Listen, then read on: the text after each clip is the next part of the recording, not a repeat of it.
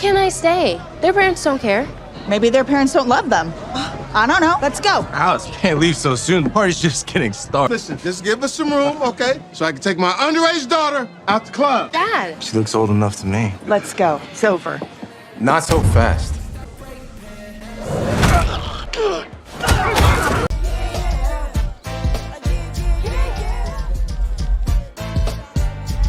Setelah bertahun-tahun menjalani hidup sebagai agen rahasia Mi-6, pasangan suami istri bernama Matthew dan Emily mulai merasa lelah dengan dunia spionage yang penuh resiko. Ketika mereka mengetahui bahwa Emily tengah mengandung anak pertama mereka, keduanya sepakat bahwa inilah saat yang tepat untuk meninggalkan kehidupan berbahaya tersebut dan memulai hidup baru. Namun sebelum rencana itu benar-benar terwujud, masa lalu justru kembali menyeret mereka ke dalam satu misi terakhir yang menentukan.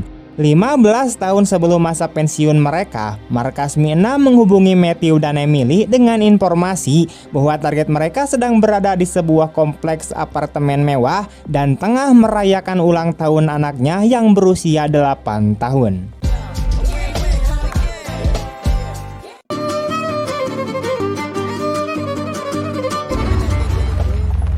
Menyusup ke lokasi, keduanya menyamar sebagai pasangan asal Perancis dengan identitas palsu sebagai broker senjata internasional. You're gonna be French arms brokers. The real Mr. and Mrs. Lemieux are indisposed.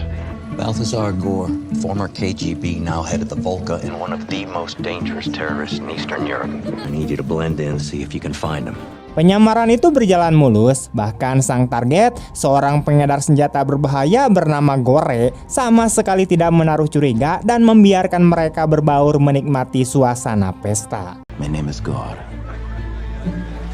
Enjoy the party. Thank you.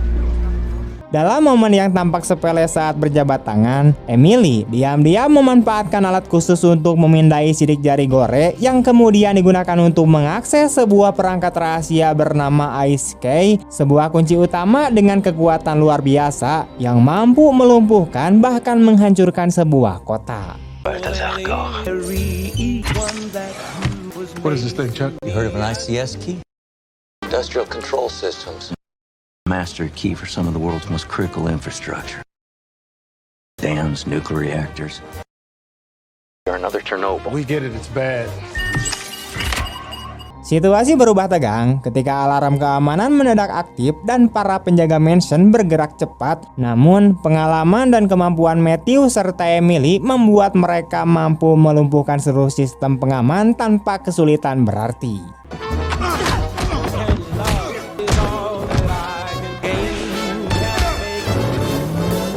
Di tengah kekacauan itu, Chuck selaku pengendali misi segera menghubungi mereka dan memerintahkan agar keduanya segera menuju titik evakuasi sambil menegaskan bahwa keberhasilan memperoleh ICK harus dirahasiakan dari siapapun. Setibanya di titik evakuasi, terlihat jelas bahwa seorang agen bernama Baron menunjukkan ketertarikan pada Emily meskipun ia tidak menunjukkannya secara terang-terangan di dalam pesawat.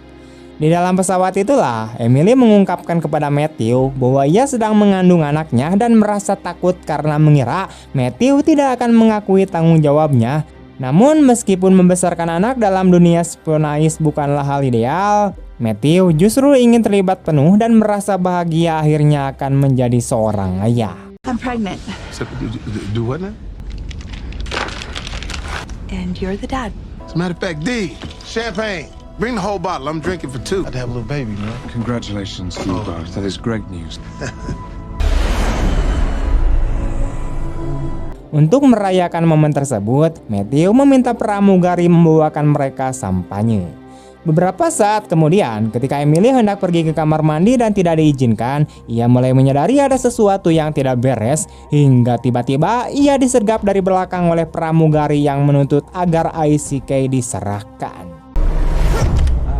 Get away from him. We want the key. Matthew dengan tenang mengeluarkan kunci tersebut dan melemparkannya, dan ketika pramugari itu teralihkan, Emily berhasil melepaskan diri dan bersama Matthew mereka melumpuhkannya. Namun perkelahian besar pun terjadi karena ternyata seluruh orang di dalam pesawat adalah musuh.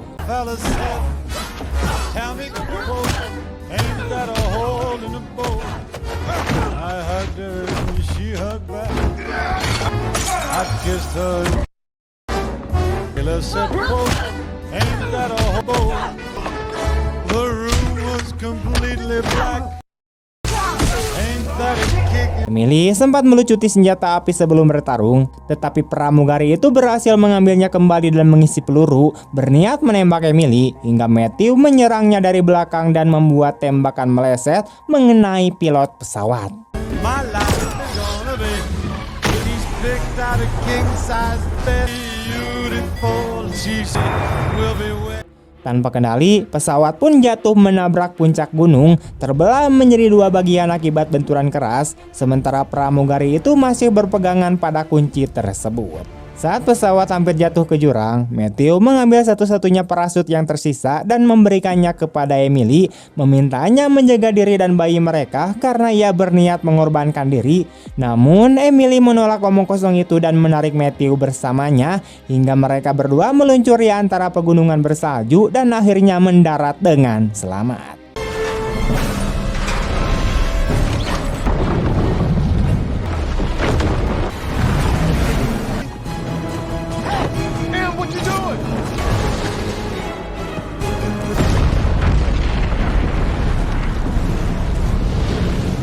Setelah kejadian itu, Matthew menyadari bahwa mereka tidak perlu lagi menjadi mata-mata karena dengan pesawat yang jatuh, markas besar pasti mengira mereka telah tewas, sehingga ini adalah kesempatan untuk menghilang dan memulai hidup baru sebagai sebuah keluarga.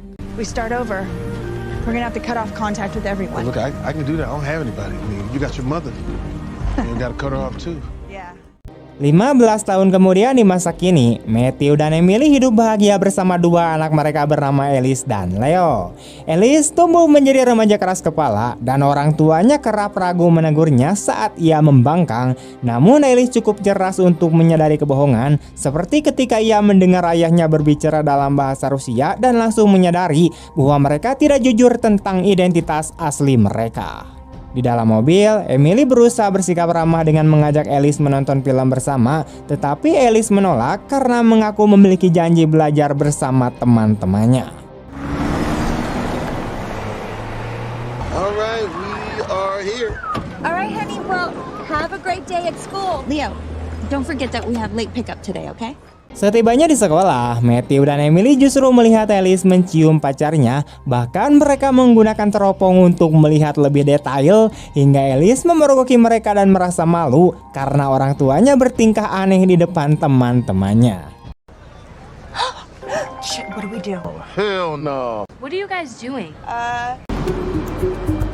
Di rumah, Emily mengeluhkan betapa ia sangat peduli pada putrinya, sesuatu yang tidak pernah ia rasakan dari ibunya sendiri, hingga ia mendengar bunyi bip dan mendapati komputer Alice menyala. Setelah mencoba berbagai kata sandi, Emily menemukan secercih kertas di belakang komputer dan berhasil menebak kata sandi yang benar. Matthew bergabung bersama Emily menunjukkan bahwa Alice kemungkinan berbohong karena sebagai mantan mata-mata, mereka tahu pentingnya selalu waspada bahkan terhadap anak sendiri. Setelah berhasil masuk, mereka mendapati bahwa Alice tidak berada di rumah temannya seperti yang dikatakan, dan dengan melacak GPS ponselnya, mereka mengetahui bahwa Alice sedang belajar bangor, di mana ia berada di sebuah klub malam tempat para ciwi-ciwi nakal berpesta. It's a club. A club? Yes.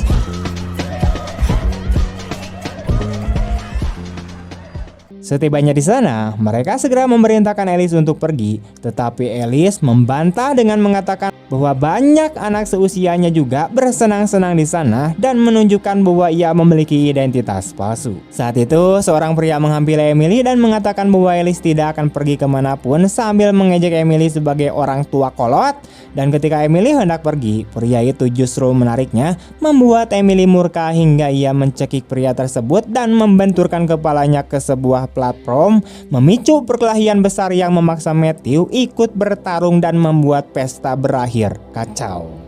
Not so fast. Okay, just relax, okay? She looks old enough to me.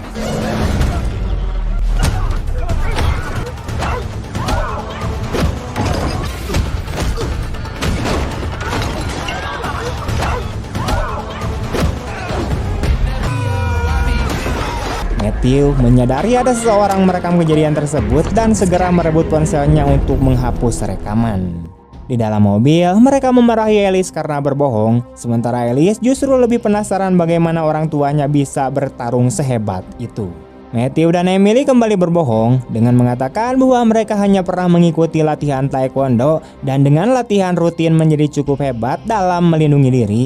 Namun Alice tidak sepenuhnya percaya dan memilih kembali ke kamarnya.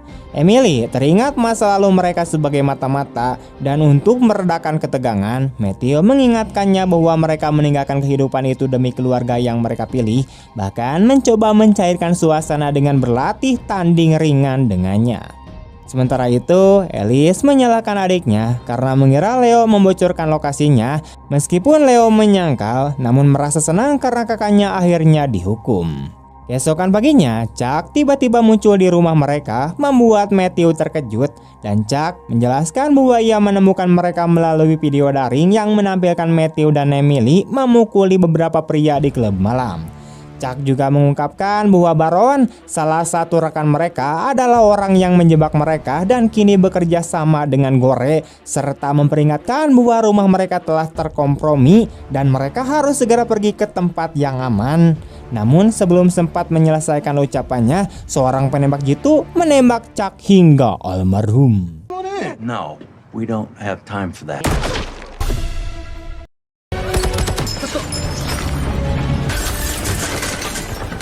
Seketika itu juga, sekelompok tentara bayaran menyerang dan melepaskan tembakan membabi buta. Namun karena anak-anak sedang berada di sekolah, Matthew dan Emily berhasil menghindari peluru dan melarikan diri dengan mobil untuk menjemput anak-anak mereka.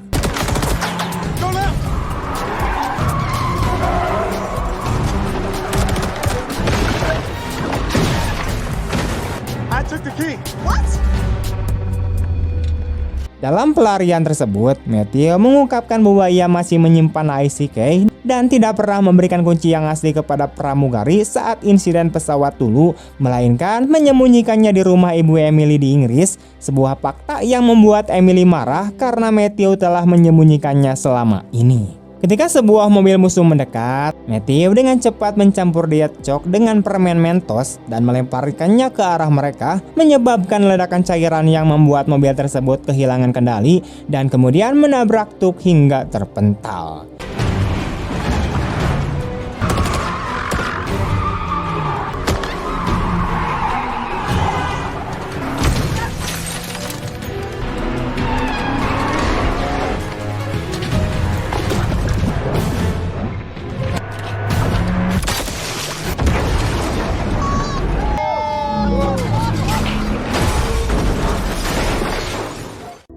Mereka kemudian menjemput anak-anak dan langsung menuju bandara. Sementara anak-anak terus mengajukan banyak pertanyaan, memaksa Matthew dan Emily mulai mengungkapkan beberapa rahasia yang telah mereka sembunyikan sepanjang hidup mereka.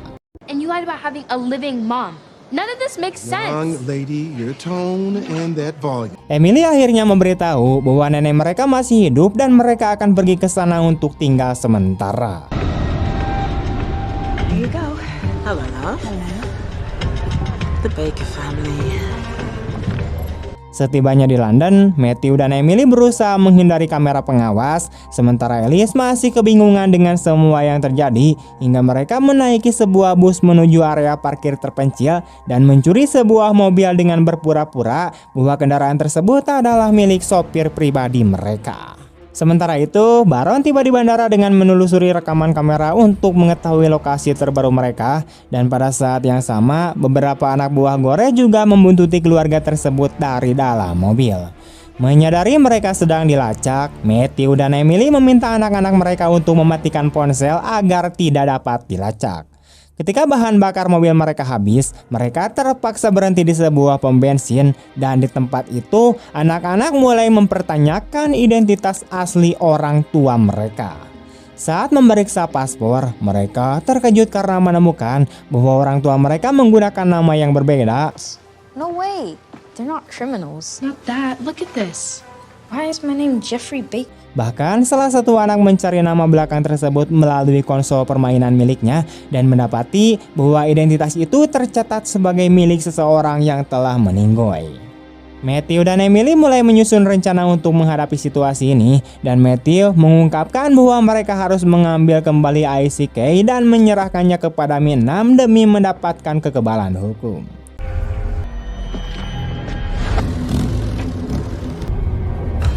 Pada saat yang sama, sekelompok anak buah Gore tiba di pom bensin.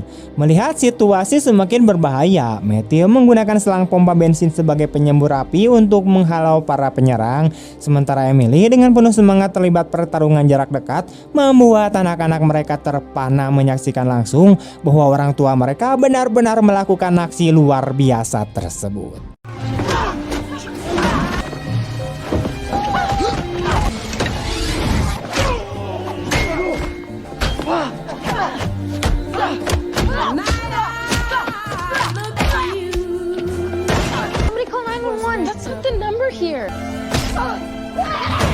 Setelah berkelahian usai, mereka segera membawa anak-anak kembali ke mobil dan melarikan diri. Namun Baron tiba bersama timnya, dan untuk menghalangi pengejaran, Matthew menembaki sebuah truk bermuatan pipa besar hingga muatannya jatuh ke jalan dan memblokir jalur kejar Baron dan pasukannya. That's them. Turn it around.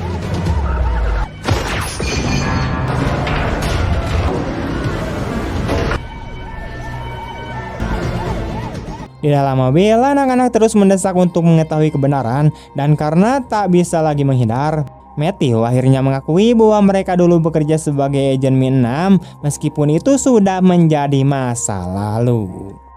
Tak lama kemudian, Matthew menyadari bahwa konsol permainan milik putranya masih terhubung ke Wi-Fi, sehingga ia segera merebutnya dan melemparkannya ke pinggir jalan.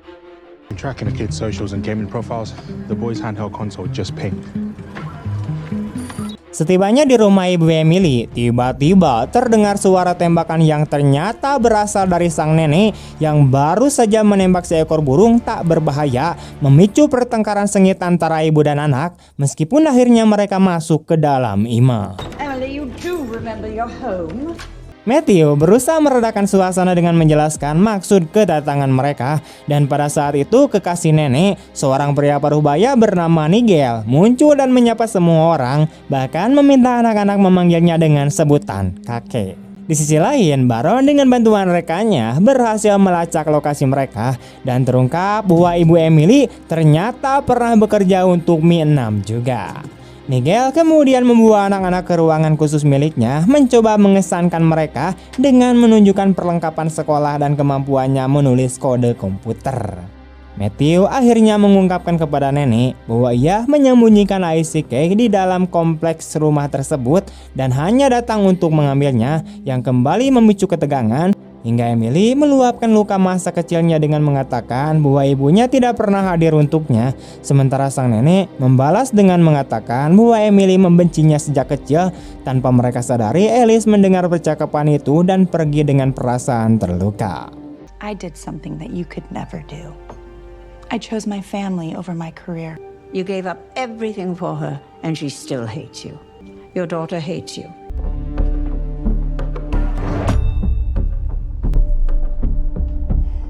Nenek kemudian menjelaskan bahwa ia selalu berusaha menyeimbangkan pekerjaan dan peran sebagai ibu, namun Emily sendiri yang memilih bersekolah di asrama di Amerika.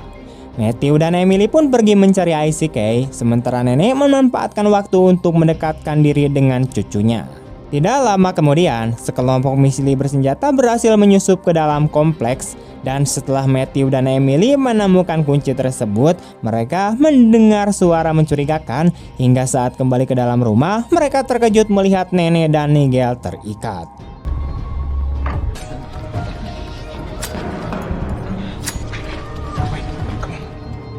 Mereka segera membebaskan keduanya, tetapi seketika itu juga mereka dikepung oleh anak buah Chuck, dan keterkejutan pun terjadi ketika Chuck muncul hirup-hirup, meskipun sebelumnya mereka menyaksikan ia ditembak sang penembak jitu.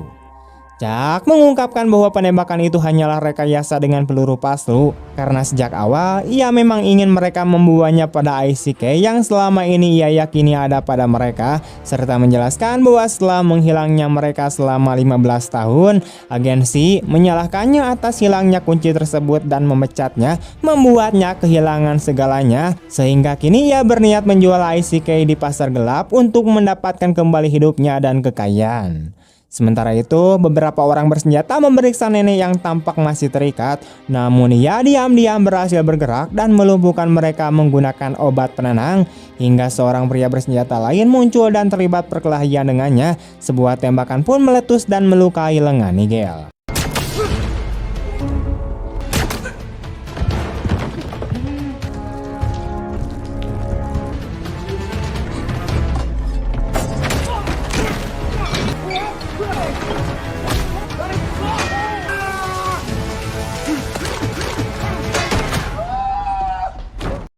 Memanfaatkan kekacauan tersebut, Matthew dan Emily melumpuhkan beberapa musuh, tetapi Chuck memerintahkan anak buahnya untuk membawa anak-anak sebagai sandera, mengancam agar mereka tidak bertindak gegabah. Sebelum akhirnya Matthew dan Emily dipukuli dari belakang hingga pingsan. Alice, Leo, we have to track the helicopter. Saat sadar, mereka bersama nenek memeriksa rekaman CCTV dan mencari petunjuk. Dan berkat Leo yang masih mengenakan cincin ibu jarinya, mereka berhasil melacak lokasi penahanan anak-anak. Terungkap bahwa Chuck sedang berusaha menjual ICK kepada penawar tertinggi karena Gore belum membayarnya, sehingga Gore mengirim anak buahnya untuk merebut kunci tersebut.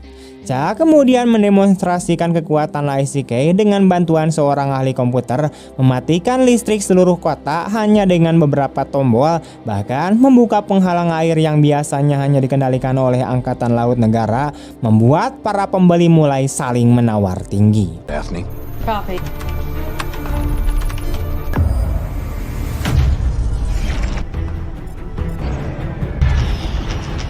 And ours.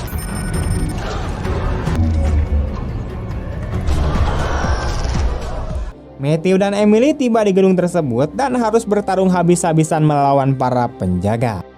Should let us through.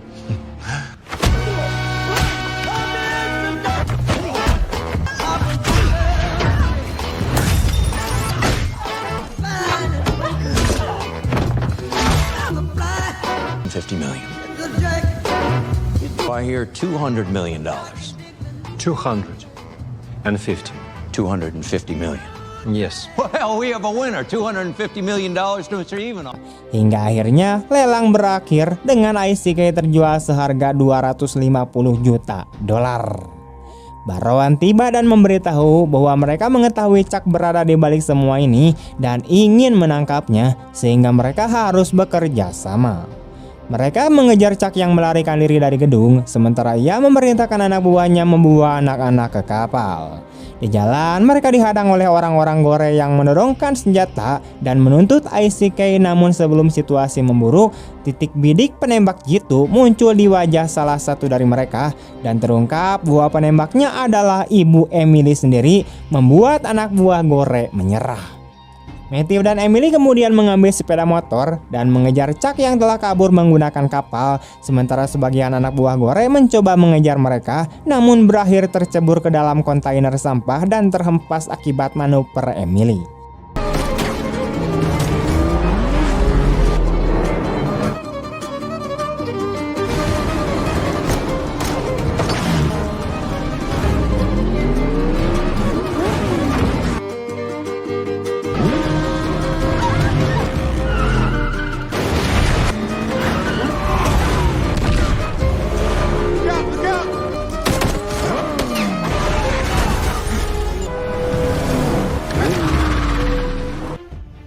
Emily berhasil menemukan kapal dan mengejar Chuck, disusul si Matthew. Sementara di tempat lain, salah satu anak buah Chuck yang mengendalikan ICK dihadapkan pada Nigel yang akhirnya bertindak dengan menabrakkan mobilnya ke kendaraan tersebut hingga pengemudinya pingsan. Nigel kemudian mencoba mengoperasikan sistem untuk menutup penghalang air, tetapi karena ia berbohong dalam riwayat pekerjaannya dan tidak memahami antar muka komputer, ia panik dan menekan tombol secara acak hingga muncul kode kesalahan. Di saat yang sama, Emily berhasil menaiki kapal Chuck dan dengan mudah menjatuhkan anak buahnya ke laut, dan secara tak terduga, Nigel menekan kombinasi tombol yang benar sehingga penghalang air mulai menutup.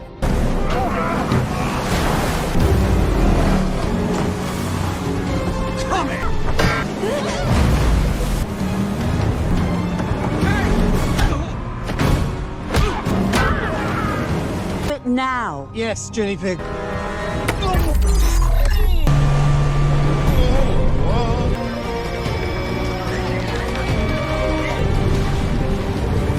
Menyadari situasi tersebut, keluarga itu melompat ke air, dan ketika Chuck mencoba menahan mereka, Matthew dan Emily memukulnya hingga terlempar, dan sebelum Chuck sempat pulih, kapal tersebut menabrak penghalang yang menutup, mengakhiri rencananya.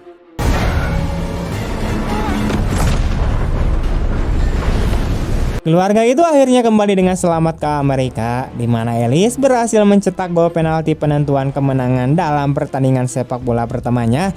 Dan di tengah perayaan, Ellis mengungkapkan keinginannya untuk menonton film bersama ibunya, sementara Nigel berjanji akan mengajarkan Leo segala hal tentang dunia Spionais. Matthew dan Emily merasa hidup mereka akhirnya kembali normal, hingga Baron yang ternyata bersembunyi di kursi belakang mobil mengungkapkan bahwa Chuck masih hidup dan Emily akan membutuhkan partner baru untuk menghadapi ancaman berikutnya, namun bukan Matthew.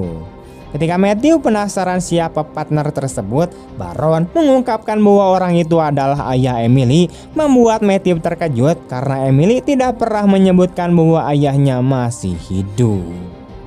Dengan begitu, film pun tamat.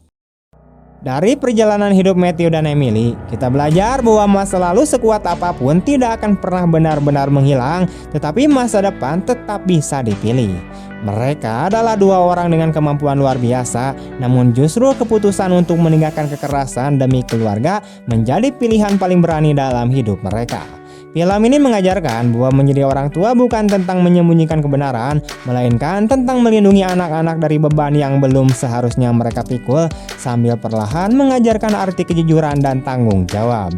Kesetiaan, pengorbanan, dan keberanian untuk menghadapi kesalahan masa lalu menjadi inti dari kisah ini. Pada akhirnya, kebahagiaan sejati bukan terletak pada kekuasaan, uang, atau senjata yang paling mematikan, tetapi pada keluarga yang tetap saling memilih bahkan ketika dunia di sekitar mereka runtuh. Sekian dulu teman-teman untuk video hari ini. Bagaimana tanggapan kalian tentang film ini? Tulis di kolom komentar. Dan jika kalian suka dengan video ini, jangan lupa untuk like, comment, share kemanapun kalian suka. Terima kasih banyak telah menonton. See you next time and bye-bye.